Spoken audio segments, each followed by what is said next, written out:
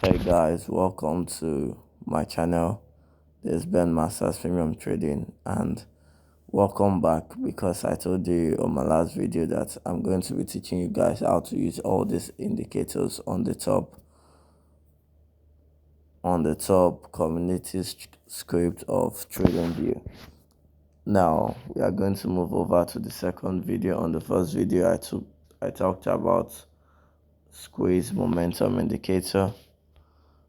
But on this video, I'm going to be talking about this second one, MACD indicator by Chris Moody. So let's get into the video.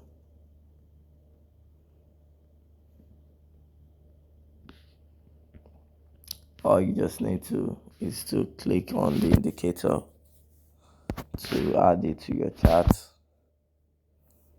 And as you can see over here,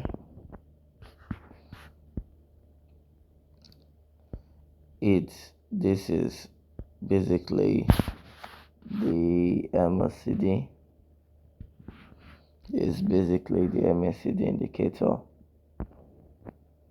That's basically just how the indicator works. So let me tell you how to use this indicator. The MACD has two parts. That's your lines and two lines.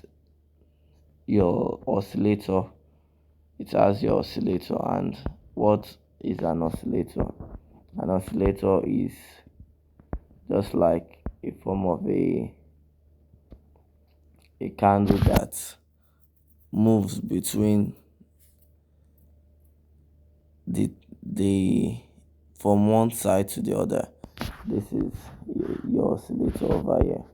It just moves between one side of a straight line to another, and these downsides over here represents a downtrend, and this upside over here represents an uptrend, just like what I told you in my last video. Now this indicator has two lines. Now if the lines are above the zero line, that's over here, it means that it is in an uptrend. Yeah, we have, even if we have a sell here, it means we are in an uptrend. If these lines are above the zero line, this zero line over here, it means we are in an uptrend. When you have a sell, it is called a pullback, a short sell. Yeah, just a short sell for that period of time, except it crosses over here, definitely, just like it almost did over here. If it crosses down, that means now your trend is a downtrend. But if the line is still up, when the line is still up, that means you are in an uptrend once it's over zero. So once you are in an uptrend, all you are looking for is to do what? To buy.